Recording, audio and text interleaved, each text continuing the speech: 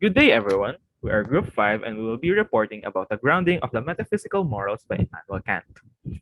Immanuel Kant was a German philosopher that pioneered various thinkers during the Age of Enlightenment. The Age of Enlightenment was the intellectual movement before. Various concepts were developed during this time, such as the use of reason, the scientific method, and different kinds of talks about progress. This was an age when thinkers believed that they could help create a better society for everyone. Regarding Kant's ethics and philosophy, he focused on various duties that are defined by what is right and what is wrong. Although Kant's moral philosophy does not try to convince you that morality exists, but expresses that people behave in a way they call moral some of the time. As have been discussed last week, the previous group touched upon John Stuart Mill's philosophy of utilitarianism.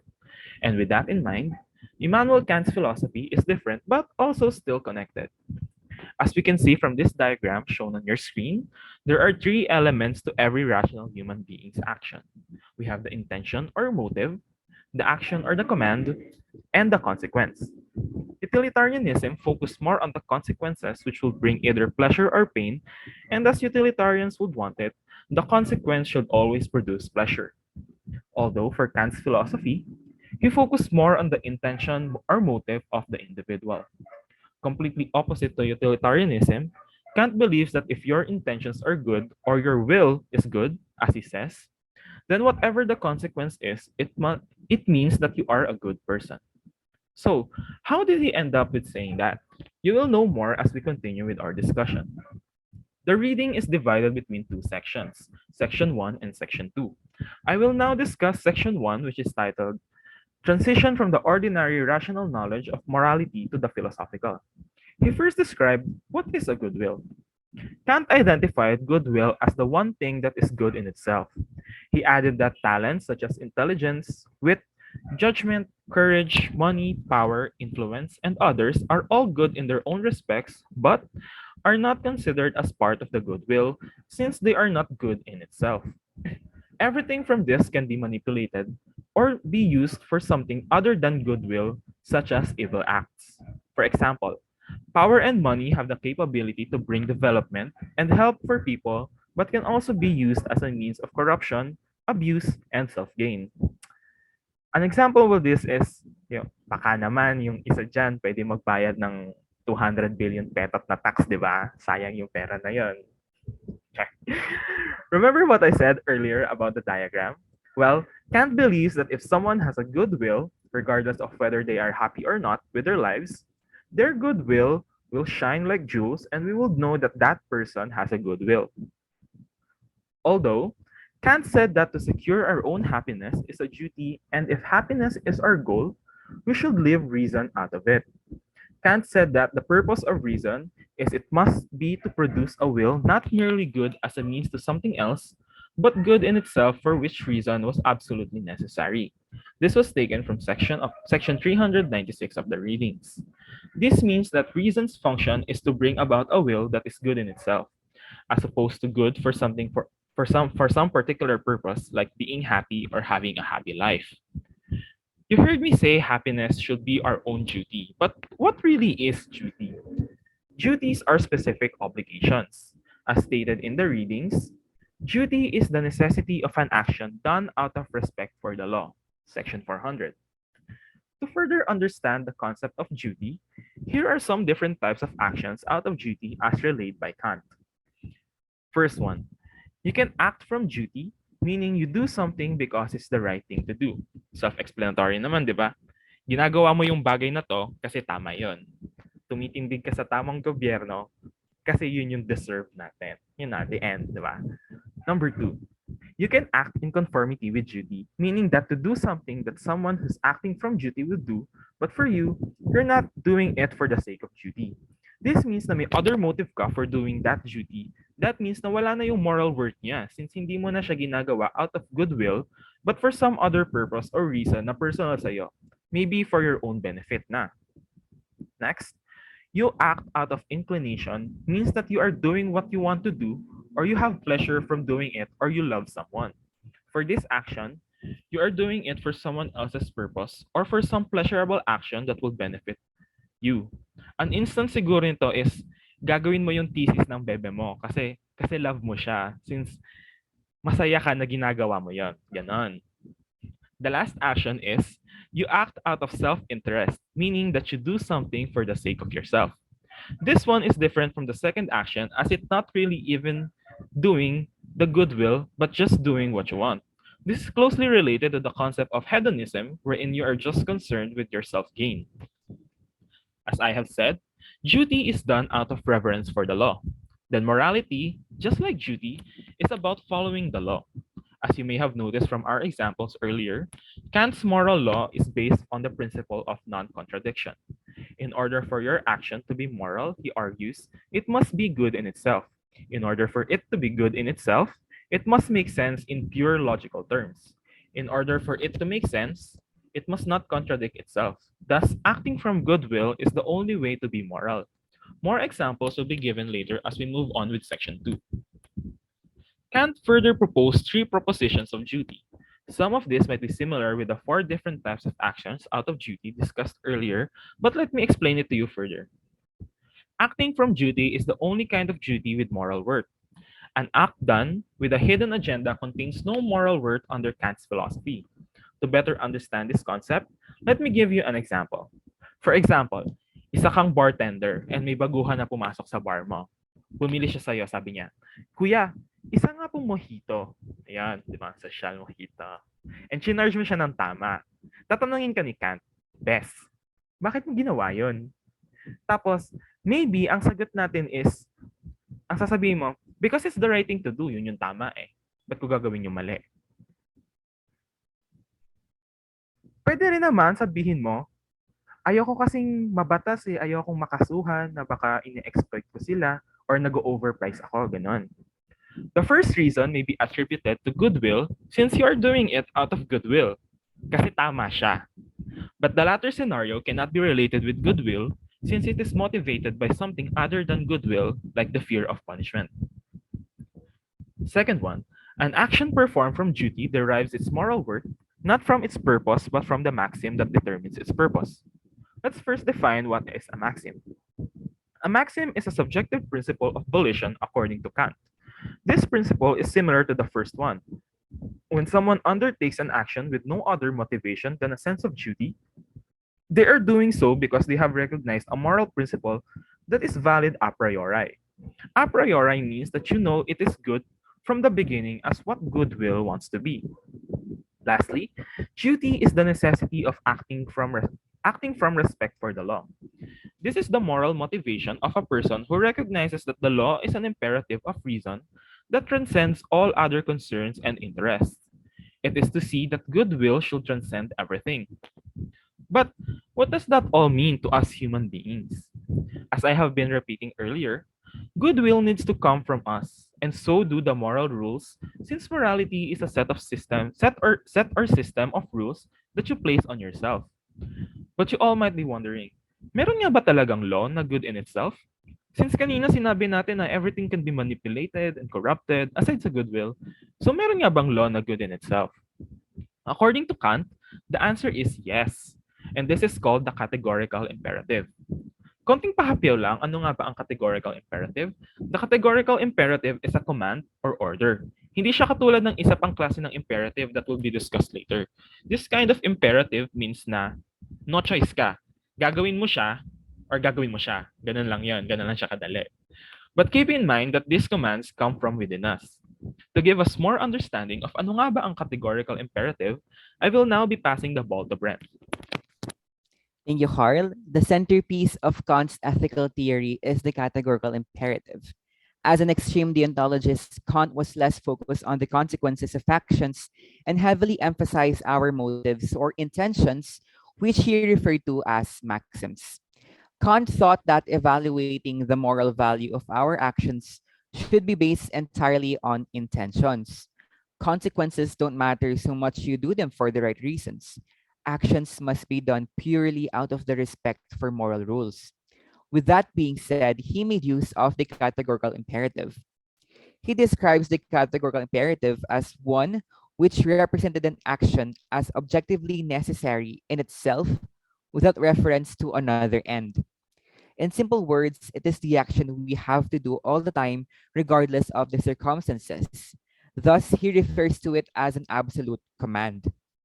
He further expands the definition of the categorical imperative by differentiating it with another imperative called a hypothetical imperative. A hypothetical imperative makes use of if statements. For example, if gusto ko ng gobyernong tapat, hindi ako boboto na magnanakaw. If people don't want a trustworthy government, this imperative or command does not apply to them. And honestly, I would suggest that they double check their preferences. Dahil sino bang gusto magkaroon ng presidente magnanakaw, di ba? Meanwhile, the categorical imperative is simply stated as a do or do not statement because they are objectively necessary. For example, do pay your taxes. It's an absolute and unconditional command. A hypothetical imperative is dependent on goals and desires, which is why it's called a qualified good, while a categorical imperative is called an unqualified good due to its independent state of such subjective predeterminations. To further explain the goal and necessity of the categorical imperative, he discussed it using three formulations. The first formulation, commonly known as either the law of universalizability or the principle of the law of nature, states that we should act only in accordance with that maxim through which you can at the same time will that it become a universal law. Kant simply asks that you act as if everyone is acting on the basis of your maxim. In other words, you must not make an exception for yourself. For example, if you will to bully someone, don't be surprised and protest kapag ikaw naman ang nabully, because you must not make an exception for yourself. Thus, a morally right action must be applied consistently to everyone regardless of circumstances. Kant makes use of a moral test in order to evaluate the universality of a maxim. Let's use the act of lying as an example. If we were to lie, is it morally right? After identifying the maxim of lying, we ask if it's universally acceptable and consistent. Could everybody act on the basis of this maxim? If the answer is yes, can we as rational beings will it to be a universal law? If not, the maxim is unpermissible. Going back, if we lie, everyone must lie. In a world where everyone is lying, the concept of truth would break down. No one would trust each other, and as rational beings, is this what we want? Wala tayong mapagkakatiwalaan kasi hindi din alam if lahat ba ng tao ay nagsasabi ng katotohanan because everyone is lying and there is no truth anymore. Kapag nahuli mo ang asawa mo ng may kabit at tinanong mo yung kabit ng, wag mo ko materi-teri, are you fucking my husband? Tapos ang sagot ng kabit ay hindi daw kahit nahuli mo na sila. Wala ka magiging basihan ng katotohanan because everyone is lying. Again, the universalizability principle tells us to act as if our actions will become a universal law of nature. Hindi pwedeng ikaw lang. The second formulation, also known as the formula of humanity, tells us to act as to treat humanity, whether in your own person or in that of any other, in every case as an end and never as merely a means. In other words, huwag kang user-friendly. Huwag kang magagamit ng tao para sa sarili mong kapakanan. Huwag kang gagamit ng tao para maka-move on o kaya't manira ng kapwa para umangat sa survey. Familiar. This formulation introduces the concept of respect and dignity, which is why it emphasizes the necessity to respect other people's status as beings of moral worth as well as ourselves. Humans have intrinsic value and they are valuable in and of themselves. Kaya ikaw tandaan mo, bes, you are valuable. Moving on, the third formulation, also known as the principle of autonomy, tells us that through reason, we are free and able to discern and find out what is right from wrong, independent of others. Hindi din kailangan ng iba para malaman kung ano ang tama at mali. Dahil through our reason, we should know that. Thus, the responsibility of determining and carrying out the morally right action rests upon each individual. Sabi ni Kant, matatanda na kayo. ano na dapat ang maging tama dahil may reason kayo. It focuses on our role as legislators of the law and not simply followers of the law. It's simple to follow rules, but to be legislators, according to Kant, requires us to act without motive. Walang bahid ng bias. With that, he introduces the concept of kingdom of ends. It combines the prior formulations of the categorical imperative and says that we must act according to maxims of a member of a merely possible kingdom of ends, legislating in it universally. We are all equally deemed as legislators of moral law. Pare-pareho tayong legislators ng moral law and must be treated as an end in itself. In the kingdom of ends, sabi niya, a rational being gives and is also subjected to these universal laws. We now move on to the application of the categorical imperative provided by Kant. Trigger warning lamang po, ang ating first example is suicide. In his book, Kant supposed that a man reduced to despair by a series of misfortune feels sick of life, but is still so far in possession of his reason that he can ask himself whether taking his own life would not be contrary to his duty to himself. He says that suicide is immoral because to do so is impossible and contradictory to the categorical imperative. He considers our rational will as the source of our moral duties. And for him, it would be contradictory to destroy the body that carries out this function of duty and rationality. It is a violation, thou, against your own will, and that cannot happen. The next one is on false promises naman. He also talked about false promises, which he deems a contradiction through the first formulation of the categorical imperative. Kant supposed an individual in financial need who clearly is aware of his incapability to repay a loan. Ibig sabihin, may nangangailangan ng mangutang, pero alam niya hindi niya ito mababayaran. Para makakuha ng pera, aware din siya na kailangan niyang mag-make ng promise to repay it. Kahit alam niyang hindi niya mababayaran talaga ito. Now, should the individual still ask for money and promise to repay it? Kant says, wag na lang. He shouldn't because such a maxim can't be universalized. Bakit kaya hindi ito pwede universalize? Now, imagine a world with a normative setting for false promises where everyone is making false promises. Ang taong gagawa ng false promises ay nagre-rely sa concept ng promise para makuha yung pera na gusto niya. But to will it as a universal law would not only be contradicting but would destroy the purpose of promising. How? People won't trust each other anymore because promises are meaningless and useless dahil everyone is making false promises. Naintindihan po ba natin? Now, moving on naman, we have talents. For this case, Kant supposes a man who could bring good through the cultivation of his talent, but refuses to do so because he would rather enjoy the pleasures of life. This is also an analogy for laziness. Someone who can do something for other people through the use of his talents, but refuses to do so because he enjoys to lavish in the pleasures of life. Kant argues that although the world would subsist, even if talents are not cultivated, that the world would still go on if everyone would simply not use their talents.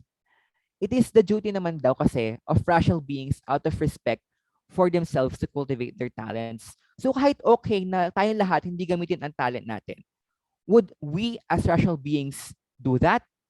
Hindi daw. Dahil nga, it is the duty of rational beings out of respect for themselves to cultivate their talents. And again, without these talents, he adds, the pleasures and luxuries that people would rather enjoy would simply not exist without these talents. Lastly, he talked about charity. Suppose someone has the capabilities to help someone, but is somehow hesitant to offer charity. Could the individual will to not engage in charitable acts? Kant again argues that it was possible na pwede daw itong mangyari and to apply it universally na lahat tayo, hindi nila mag-engage in charitable acts. But again, as rational beings, would we will such an action? A rational being would not will such a world.